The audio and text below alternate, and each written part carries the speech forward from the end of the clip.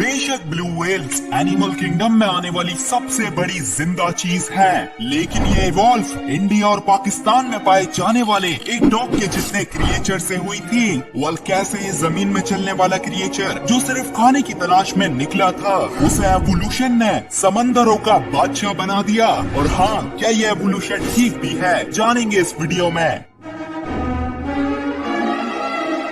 हम सब जानते हैं तकरीबन 66 मिलियन ईयर्स पहले एस्ट्रॉइड के अर्थ से टकराने के बाद समंदर में मौजूद प्लीसियोसॉर्स और मोसासॉर्स जैसे एपेक्स प्रेडेटर्स एक्सटिंक्ट हो गए थे।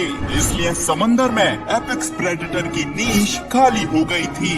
और हम सब ये भी जानते हैं इस एक्सटिंक्शन में डायनासोर्स का भी जमीन से लंबा राज खत्म हो गया था। यही वजह थी कि जो मैमल्स डायनासोर्स के जमाने में चूहों की तरह दिखते थे, वो अपने आप को अलग अलग नीशेस में फिट करने के लिए ऐसे ऐसे क्रिएचर्स में इवॉल्व कर रहे थे जिनका आप अंदाजा भी नहीं कर सकते। खैर, इसका मतलब यही होने वाला था कि आने वाले मिलियन सालों में समंदर के एपेक्स प्रेडेटर की नीश किसी जमीन में चलने वाले मैमल को ही फिल करनी थी।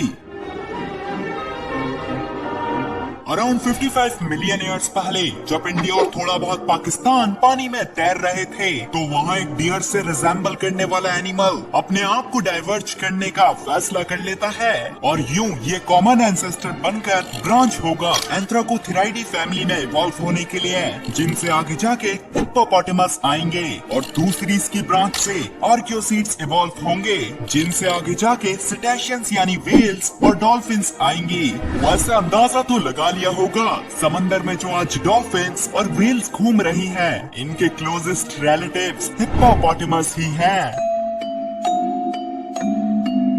दोस्तों, डाइवर्जेंस के 5 मिलियन ईयर्स के बाद एक पाकिसीटस नामी डॉग साइज्ड नस्ल सामने आती है और इन्हें ही पहला आर्कियोसीड यानी व्हेल्स का ट्रू एंसेस्टर कंसीडर किया जाता है। असल में ये एनिमल्स पाकिस्तान की सुलेमान माउंटेन रेंज से 1981 में डिस्कवर हुए थे और जब इनके फॉसिल को देखा गया तो साइंटिस्ट परेशान हो गए थे ये किस ऑर्डर ऑफ एनिमल्स को बिलोंग करते हैं, लेकिन ये पहली इनके एयरबोर्न स्ट्रक्चर ने सॉल्व कर दी थी, जो कि काफी सिमिलर था मॉडर्न डे सिटेशियंस के यूनिक इनरबोन स्ट्रक्चर से। जब पाकिसीटस इंडियन सब कॉन्टिनेंट में घूम रहे थे तो उस वक्त टेम्परेचर बहुत ज्यादा गर्म था और यूं पाकिसीटस अपनी ओमनीवोरस डाइट को कंप्लीट करने के लिए पानी वाली जगह रहना और थोड़ा बहुत तैरना शुरू कर देते हैं। पर हाँ, पानी में क्रोकोडाइल्स जैसे शिकारी एनिमल्स पाकिसीटस के लिए नई प्रॉब्लम बन गए थे और यूं अराउंड 50 ही मिलियन ईयर्स पहले ये फॉसिल रिकॉर्ड से गायब हो गए। दोस्तों, जिस रीजन से पाकिसीटस डिस्कवर हुए थे उसी सेम रीजन से 49 मिलियन ईयर्स पुराने एम्ब्यूलोसीटस भी मजीद मिस्ट्री सॉल्व करने के लिए डिस्कवर हो जाते हैं। ये वही इवॉल्व्ड पाकिसीटस हैं जिन्होंने पानी में बेहतरीन तरीके से स्विम करने के लिए अपनी बॉडी को परफेक्टली इवॉल्व कर लिया था और साथ में सेमी एक्वाटिक लाइफ को भी पूरी तरह से अपना लिया था। इसलिए एम्ब्यूलोसीटस को ही पहला लैंड टू वाटर व्हेल्स का ट्रांजिशनल एंसेस्टर बताया जाता है। बहरहाल इसके बाद 47 मिलियन ईयर्स पुराने रोडोसीटस डिस्कवर होते हैं और जो सबसे बड़ी ट्रांजिशन एम्ब्यूलोसीटस से रोडोसीटस तक हुई थी वो ये थी कि व्हेल्स के एंसेस्टर्स ने लेक्स और रिवर्स के फ्रेश वाटर को छोड़कर सॉल्ट वाटर यानी ओशंस के पास लाइफ को अपना लिया था। माना जाता है कि रोडोसीटस ने पिछले आर्कियोसीड्स के मुकाबले कई गुना ज्यादा पानी में टाइम स्पेंड करना शुरू कर दिया था। पर हाँ, इस दौरान ओशन में आने के बाद इनका कुछ पुराने समंदरी शिकारी एनिमल्स से सामना भी होने वाला था। इसलिए और बहुत से फैक्टर्स की वजह से रोडोसीटस या इन जैसा ही एनिमल इंडियन सब कॉन्टिनेंट छोड़कर टेथिस ओशन में मजीद इवॉल्व होकर समंदर में घूमने की जर्नी शुरू कर देता है। वैसे इसी वक्त के आसपास इंडियन सब कॉन्टिनेंट भी टेथिस ओशन को खत्म करके यूरेशियन प्लेट से टकराकर हिमालयास को जन्म देता है। यही वजह है कि आज ज्यादातर प्री हिस्टोरिक व्हेल्स के फॉसिल्स इंडियन सब कॉन्टिनेंट के माउंटेन्स के पास से ही मिलते हैं। अब दोस्तों 7 मिलियन ईयर्स गुजर चुके हैं और जो रोडोसीटस ओशंस में घूमने के लिए निकला था उसका ओशन ने फायदा उठाकर अपनी इकोलॉजिकल नीश पूरा करने के लिए उसे 8 फीट के रोडोसीटस से 60 फीट के बसीलोसॉरस में इवॉल्व कर दिया था। और मैं आपको बता दूं, बसीलोसॉरस अपने जमाने के एनिमल्स के लिए नाइटमेयर थे जिनसे कोई भी एनिमल बच नहीं सकता था। पर हाँ, इन प्रीहिस्टोरिक व्हेल्स के पीछे के पैर अभी तक बचे हुए थे जिनका साइज 2 किलो के जितना छोटा हो गया था।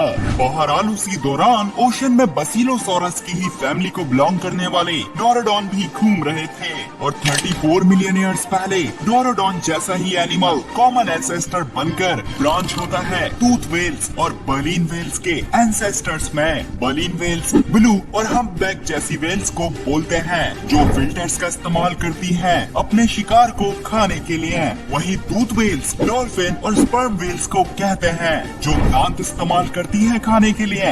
वैसे इस डाइवर्जेंस के कुछ मिलियन सालों के बाद वेल्स तो काफी नस्लों में डिवाइड हो गई थी, पर मायोसीन इपॉक यानी मैग्लोडॉन के जमाने में लिवियाटन नामी एक टूथ वेल इवॉल्व होती है। और दोस्तों, इस दुनिया की हिस्ट्री में इनसे खतरनाक एनिमल ओशन में कभी भी इवॉल्व नहीं हुआ है क्योंकि ये साइज में तो मैग्लोडॉन की जितनी ही थी, लेकिन इनके जॉस इनफ थे मैग्लोडॉन जैसी शार्क्स को चीरने के लिए। और हाँ, मैंने अपनी इस वीडियो में आपको इन वेल्स का डिटेल में बताया ही था।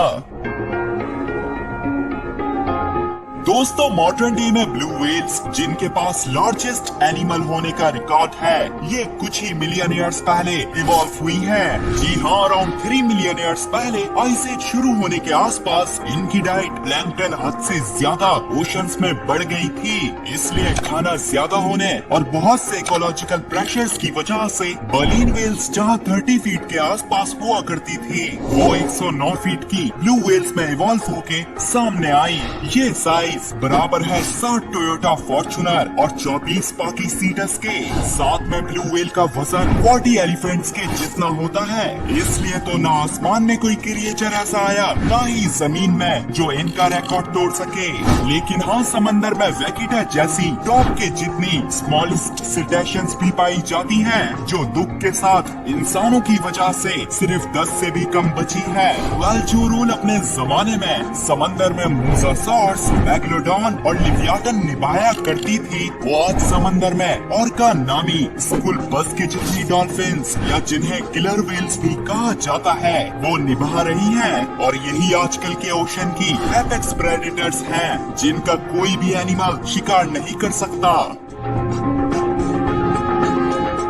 दोस्तों, जिस तरह से हम नहीं जानते बिग बैंग से पहले क्या था, उसी तरह वेल्स के एवोल्यूशन में भी कुछ प्रॉब्लम्स हैं। जैसे कि अंटार्कटिका से डिस्कवर होने वाली एक 49 मिलियन ईयर्स पुरानी बसीलोसॉर्स की जॉबॉन अब कैसे जिस जमाने में पाकिसीटस जिसने सही से पानी में जाना भी शुरू नहीं करा था, उसके डिसेंडेंट्स फुली एक्वाटिक होके पानी में घूम रहे हैं। ये इस पूरे वेल एवोल्यूशन को चैलेंज करता है। और यही नहीं, अगर हाइपोथेटिकल सिनेरियो में इंसान जो खुद एक मैमल है वो समंदर के पास रहते हैं तो सिर्फ उनके नीचे के पैरों को एक मरमेड या फिन्स जैसे स्ट्रक्चर में इवॉल्व होने के लिए बेनिफिशियल म्यूटेशंस हासिल करने में 100 मिलियन ईयर्स से भी ज्यादा लग सकते हैं। और वहीं वेल्स को पूरी तरह से जमीन से लेके पानी में फुली एक्वाटिक होने के लिए सिर्फ 7 मिलियन ईयर्स लगे, जो काफी अजीब है। मुझे उम्मीद है आने वाले चंद सालों में साइंटिस्ट हमें इन बातों का जरूर जवाब देंगे।